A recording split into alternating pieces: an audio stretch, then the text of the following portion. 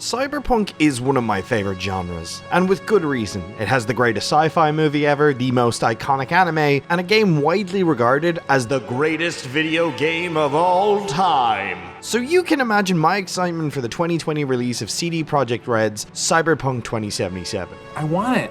Come on, give me it. Give me it. Give me it.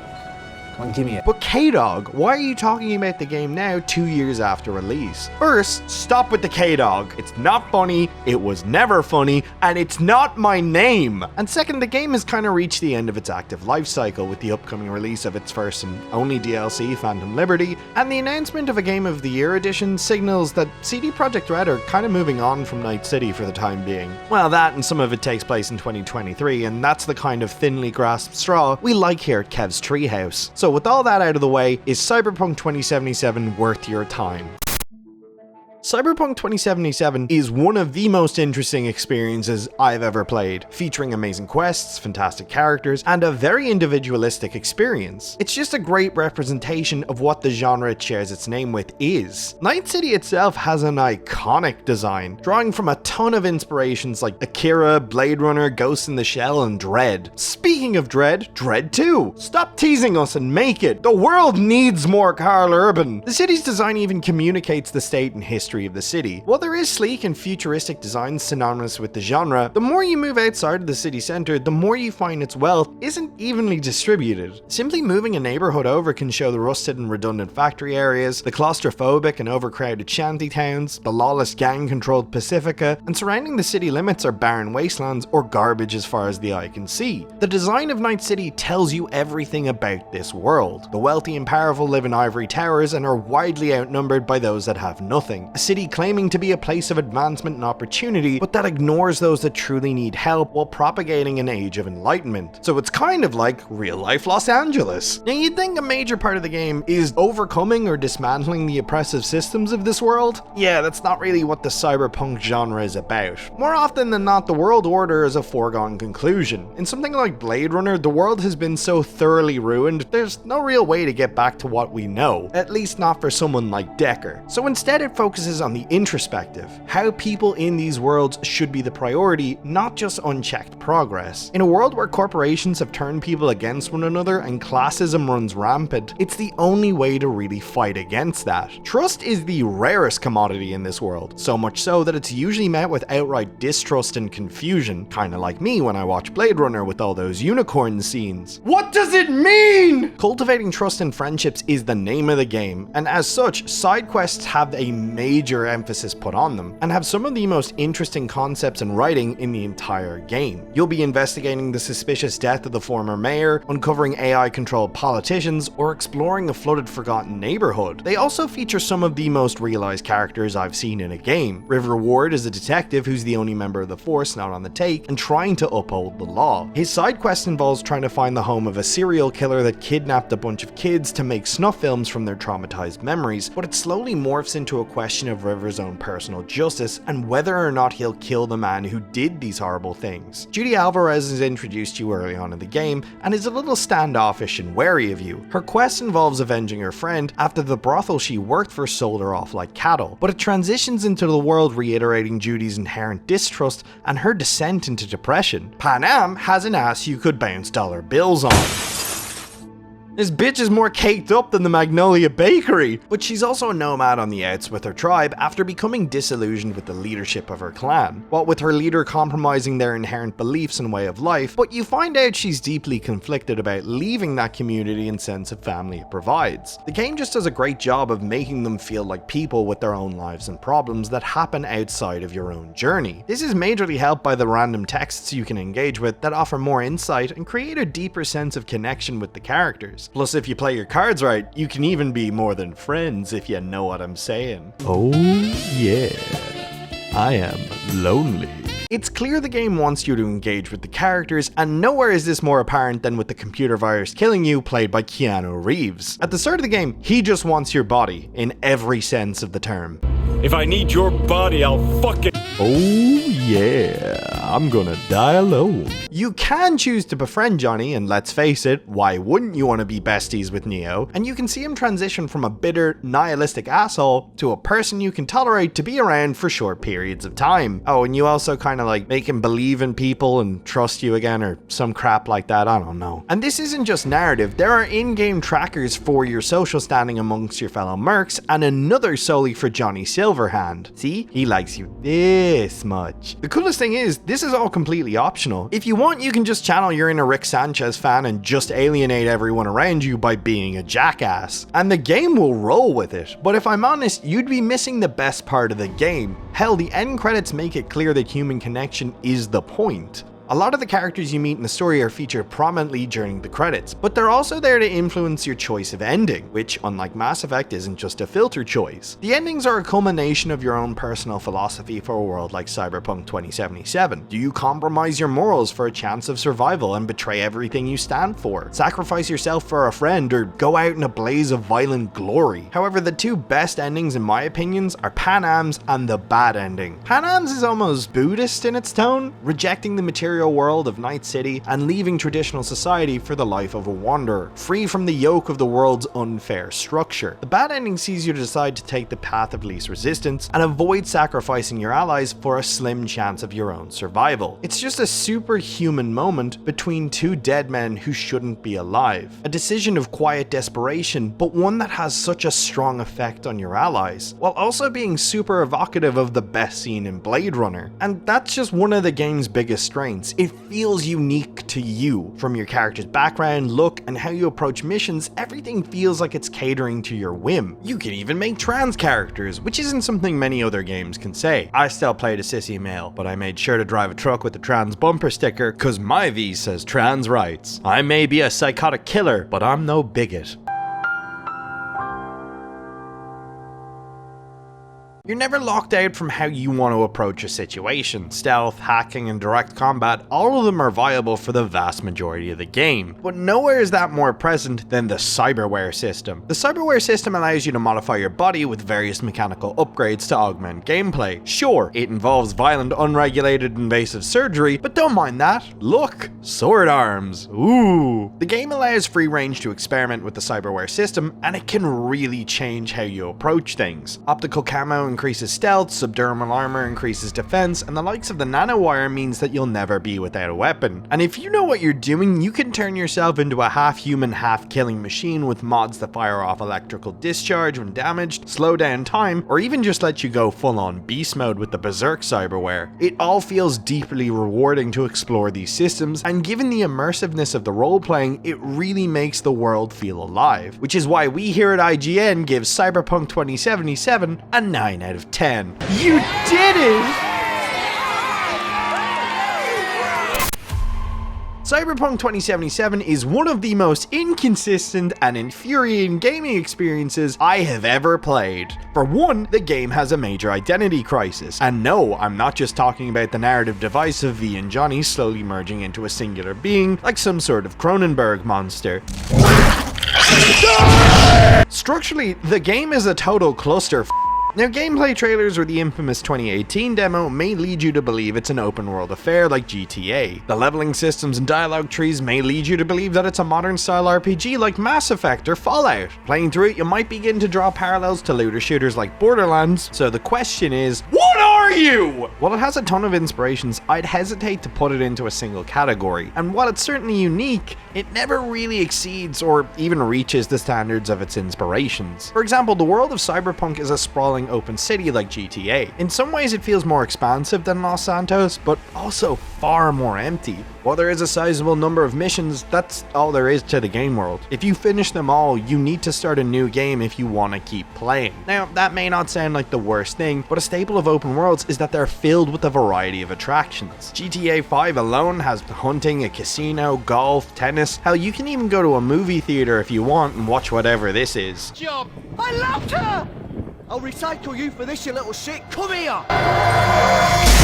Finally, cinema. Cyberpunk has a grand total of one minigame in a single missable location that I never came across in my 80 hours of play. You may be saying, I don't care about minigames, and that's fair, but they serve an important function. Not only can they break up the monotony of repetitive mission structures, but they can also evolve into rather rewarding affairs in themselves. Yakuza's cabaret clubs or racetracks can be really engrossive, and CDPR are no strangers to this concept. Their previous Witcher game had such an addicting minigame, it became its own standalone. They also just make the environment feel so much more immersive. Like, the maps of Yakuza don't even compare to the size of some neighborhoods in Cyberpunk, but the sheer variety of activities you can engage in make them feel way bigger. Aside from tying one on at the bar, there's no real leisure to be found in Night City. All you can do is buy armor and weaponry, so it's no wonder there's an abundance of violent psychos on almost every street corner. It just makes the staggering size of the city feel needless given how little there is to do. Not helping is that travel feels rather cumbersome. Cars either feel too heavy and slow or slip and slide like Nicky. Bikes seem to have the best handling in my opinion, but they weren't without their own issues.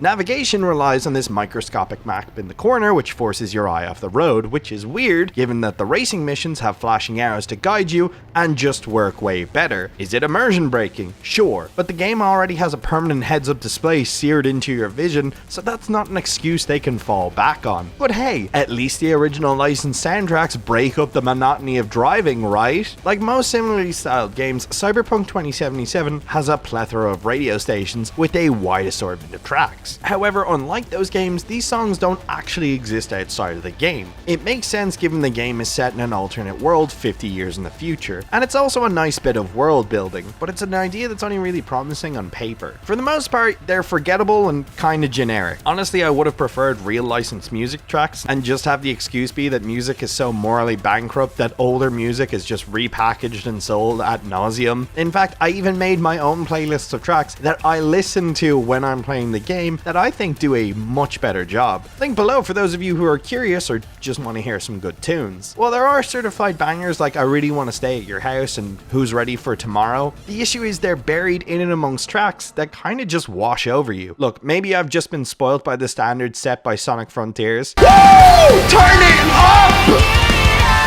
But okay, it's not an open world game. That's not where the focus is. It's an RPG. Is it though? There are no classes or jobs like in Mass Effect or Dark Souls, which is weird given the game is based on a tabletop RPG. Sure, you can more freely build your characters without classes, but it quickly becomes overwhelming to level and you'll constantly be wondering if you're spending your points optimally. Classes just make for a handy template while also incentivizing multiple playthroughs as different classes or roles. But okay, maybe it's less a traditional CRPG and more like an immersive sim. Again, no. Regardless of what weapon type you pick up, V is an instant master, so there's no points to invest into improving handling weapons. Points mainly just increase crit damage or reduce cooldown speeds or reload speeds, and rarely if ever did I notice their improvements. They can also open optional paths or dialogue choices, but it never quite reaches the levels of New Vegas where the right spread could bypass whole sections or open up completely different scenarios like you could in that game. So it feels like in this RPG, the RPG systems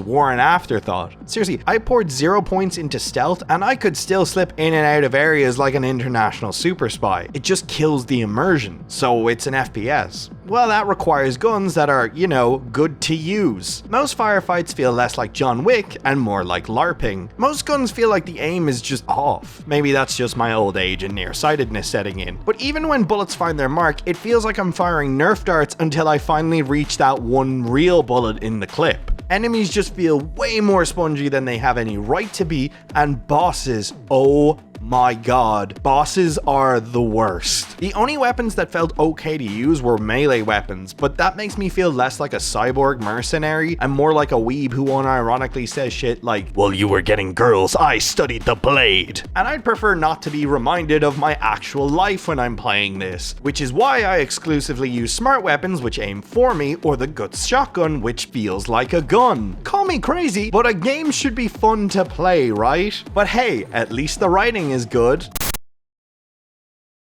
One of my favorite quest lines in the game is Judy's, and it has one of the most shocking moments in any game I've ever played. You get a call from Judy telling you to come over. You walk into her apartment and you find Evelyn, her best friend, in a tub after taking her own life. Even though I knew it was coming, it still stopped me dead in my tracks and genuinely shocked and disgusted me. It made me mad, it made me sick to my stomach, it made me relate to Judy on an emotional level. It's a really great moment. After leaving Judy's, there's a very real chance your next interaction is with YouTuber Jesse Cox, whose penis is jammed in some cyberware. If that sounds like a wild tone shift, you'd be right. And this isn't an isolated instance. There are a ton of quests like this. A talking gun that fucks with you, a dude hardcore role-playing his Batman OC, and whatever this is. Beep, beep, motherfucker! At best, it's poorly written and veers wildly from the overall tone, and feels like the wacky LOL-XD humor the latest Saints Row game tried and failed to capture. At worst, it feels completely tone-deaf and disrespectful to the subject matter and audience, and let's face it, the game deals with some heavy stuff like human trafficking, SA, and depression, and given the caliber of writing in those missions, it's even more disappointing. It just ruins the immersion. Why do you keep talking about immersion? Shut up! It's not me, man. Like, from the initial reveal, they were the ones banging on about it. To create the most believable city in any open world game to date. Yet, like a cheap jumper, it's very easy to unravel that statement. How come there are so few people in this city, or any kids at all for that matter? How come the cops don't stop me when I kill pedestrians? How come no one freaks out and screams when I take a gun out in public? How come in a city of 6 million, there are only 4 people in there that want to date me? I'm a good looking fella. Sometimes. And this is all just in the game's design. I haven't even mentioned the glitches. Oh my god, the glitches. This game is stuffed with more bugs than Oogie Boogie. They range from amusing, like animations breaking, characters clipping, and this one I genuinely love. To genuinely annoying. I've had instances where my character couldn't walk back or forward, quest initializing items that couldn't be picked up, one time an NPC's car stun locked and almost killed me, and during a street race I had a crash. Not the car, the game. Look, I get games nowadays are intricate, complex, and temperamental affairs, but a game touted as the second most expensive of all time and worked on for 8 years, and with 2 years of patching, being as temperamental and unpredictable as this is insanity. And I haven't even mentioned how at launch, if you were playing on anything that couldn't be used to plan orbital strikes, it was less a game and more an interactive slideshow choose your own adventure with optional textures. It's just really disappointing given how ambitious and well written the game is to see such little regard for the player. So with all that, we here at IGN give Cyberpunk 2077 a 4 out of 10. Worst game ever! Rise up! Strike down these false gods for taking the Lord Keanu's image in vain! Now usually I'd end the video there, put on my lo-fi guy, someone would call me a liberal bitch in the comments, and we'd go our separate ways. But I can't leave it there. I know how Cyberpunk is, but not why it is. I still had a burning question for CDPR. What the fuck happened, man?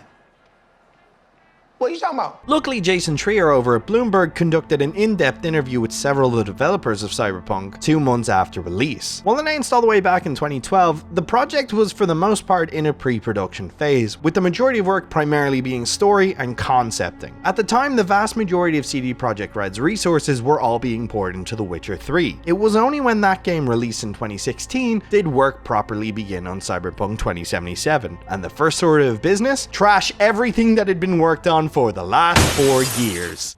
Really? Yeah.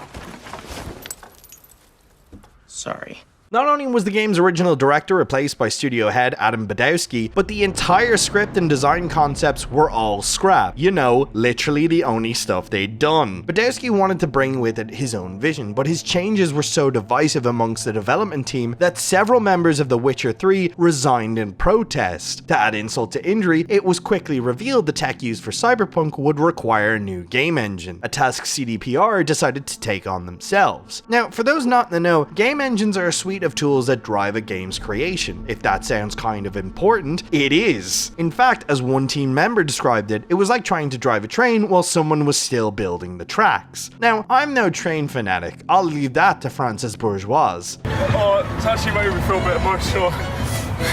Never change, you sweet man. But I can't imagine a Wallace and Gromit gag would work for $1 million game production. But at least the focus was on the game, except for the first 2 years of development that were dedicated to creating an in-engine demo to show the press. Now, this isn't a new practice. Halo, Watch Dogs, and Killzone have all done it. The issue is, by this point, it was a practice that had died off, as it creates unreal expectations from fans about the final product, and is basically false advertising. While initially shown to press, the demo was ultimately made public in 2018, with many features being promised for the final product that are strangely absent. The demo was seen as a waste of time from the development team, as many systems and elements still hadn't been finalized or even coded, and they felt that the time would have been better spent working on the game that was clearly overpromising. Shortly after this, it was revealed that the release date for Cyberpunk 2077 would be April 2020, and it was only after all of this that work proper began on the game, meaning the development cycle wasn't 8 years, but closer to 2. Many staff were dumbfounded when the release date was announced, with one member of staff paraphrasing an infamous gaming cringe moment. Hey,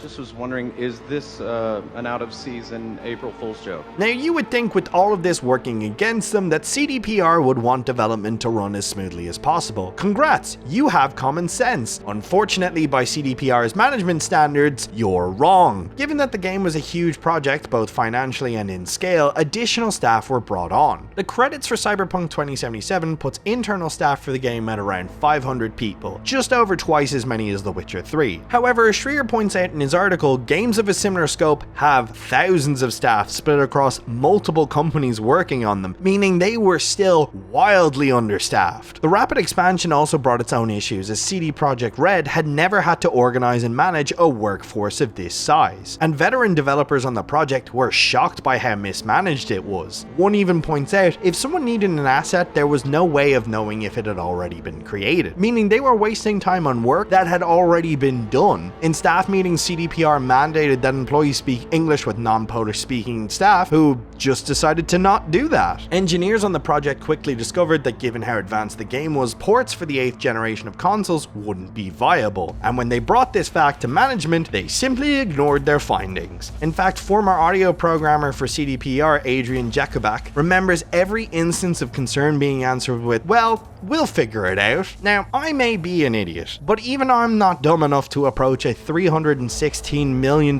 project with the same mentality as where most people choose to get brunch. As if things weren't hard enough already, COVID shut down the development office and most staff were unable to access the console builds of Cyberpunk 2077 due to strict security protocols. So with a tight deadline, technical issues that were next to impossible to resolve, and management that refused to push the release date, they only had one card left to play.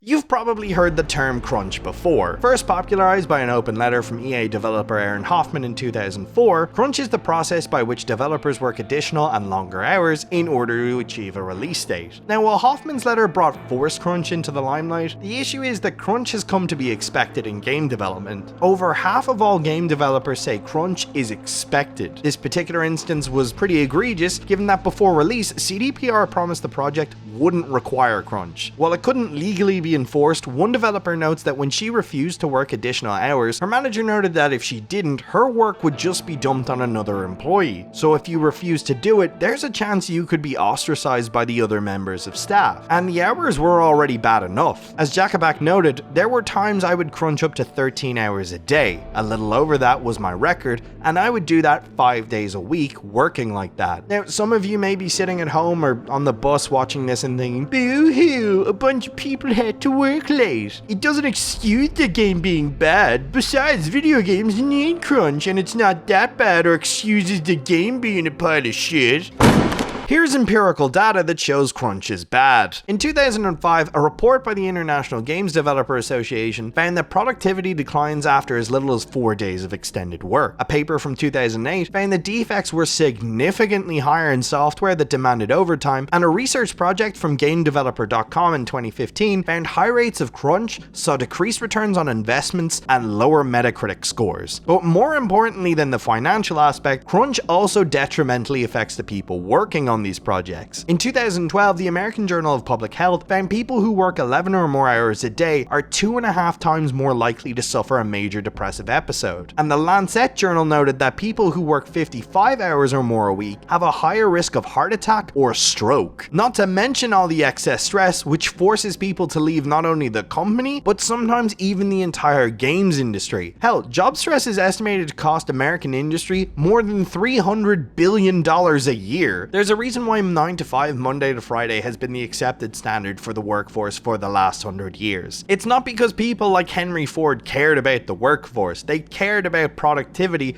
affecting the bottom line. And if a known Nazi sympathizer has a healthier management style than you know you done fucked up. And Cyberpunk's initial release was no exception to all these issues I've outlined. Its console release was so bad, the Xbox Store version came with a warning for performance issues, and the PSN version was pulled from the store for months. They even issued full refunds for the game, something unheard of in the industry. But it's not like they ever promised a comparable experience to the PC release. It's not like they bigged up the console releases, especially the base PS4s. Of course, performance on the PS4 and Xbox One are a bit lower than Pro consoles, but they're surprisingly good. Oh no. They then quickly backpedaled on this and claimed that the company they hired for QA, Quantic Lab, had just not reported the plethora of bugs and glitches to CDPR, meaning they didn't know about the game's state. This seems strange given the above quote from the studio head saying the exact opposite, and was also quickly disproven by YouTuber Legacy Killer, who reached out to his sources at CDPR. We knew about the bugs. This was not something that was unknown to us, but we did not have time to focus on it. We were crunching like crazy, so we were paper thin at the end. Management not knowing about the bugs and issues is laughable. They knew. Everyone knew. Now, it wouldn't be a true capitalist nightmare without casual prejudice, and leading up to release, CDPR social accounts tweeted out a variety of tone-deaf, well, they claimed they were jokes, but they just weren't funny, just transphobic. Now, if I was a cynic, I'd say they were doing it to drum up more promotion or distract from the train wreck they knew they were releasing. Kind of like how Ben Shapiro or Jordan Peterson just say stuff that's needlessly hateful and wrong, cause there's footage of them both shitting themselves in public. If you're wondering why I'm not citing anything for that fact, they don't, so why should I? Yet despite all that, Cyberpunk 2077 reviewed extremely well, receiving perfect scores from Games Radar, VG247, and VGC. Now, why was this? Well, the review embargo stipulated that only the PC release could be reviewed the week of, and only footage provided directly by CDPR could be used. But even with that in mind, the game isn't a 9 out of 10, I mean at most a 7. Maybe. So what gives? Well, this is an issue that's kind of been plaguing games journalism for a while. In 2007, Games Radar released a review of Kane and Lynch, in which they gave the game a 6 out of 10. Now, it's important to know before the review, Games Radar ran ads for the game for weeks across its website. Shortly after, the reviewer Jeff Gertzman was fired, so as to not lose out on future advertisement deals. How can sites fairly review products that are keeping the lights on? And Cyberpunk ads were everywhere, but there's other shady shit companies can do to suppress reviews, deny codes, specify what versions are played, and specify when to release said reviews, and what can and can't be discussed. However, another potential answer was presented by former IGN reviewer Alana Pierce. In a video she posted to her personal channel, she notes that some reviewers at IGN may feel inclined to increase a game's score so as to not suffer backlash from overzealous fans. And trust me, Cyberpunk fans were toxic before the game came out. And I mean, it makes sense. The internet is a hellish nightmare of which there is no waking, and IGN tags their creators' socials, giving disgruntled fanboys a pretty clear target to do any number of horrible things. So yeah, you'd want to save yourself the trouble of some asshole harassing you over your opinion on a game that was kinda just okay. I'm not just bagging on Cyberpunk 2077 for performance. I've played janky games and loved them, but the promise and the studio behind it could have easily delivered something much better, if not for their own blind greed and poor management, that I personally wish I hadn't supported. Not because of the devs, honestly, they went above and beyond, but because of the company. If you really need a Cyberpunk role-playing experience, get Deus Ex. If it needs to be from a Polish company, get Ghost Runner. If it has to be Mike Pondsmith's Cyberpunk universe, just watch the anime. Or hell, the tabletop game if you can get a couple friends together. The only possible good that may have come out of this is reigniting the conversation about abolishing crunch as a practice, or maybe even made developer unions a more attractive notion. Even if it has, I don't think it should have come at the cost of millions and the well-being of the creators involved, or destroying the reputation of the people that made it. Nor does it deserve the revisionist history of it always being a gem in the rough. The good is good, but I don't think we should be rewarding shitty business and management practices. There are plenty more developers out there creating interesting products without sacrificing the well-being of their staff to do it. But if you take anything from this, let it be that Ben Shapiro and Jordan Peterson shit themselves so hard in public they had to be taken away on a stretcher. I shit my pants, I wanna go home. Oh shit. Oh, that's my pants. A lot of ground covered today. Thanks for sticking around till the end. Hopefully you got a kick out of this hybrid style video and we kicked the year off to a good start. I won't ramble much longer, but if you like what you saw, consider hitting the like or sub, ring the bell to never miss an upload, and follow me on Twitter to see what I'm up to. Oh, and if you're new here, maybe check out my video on the slow death of Marvel. I think it's pretty fun. Remember, trans rights, have a great day.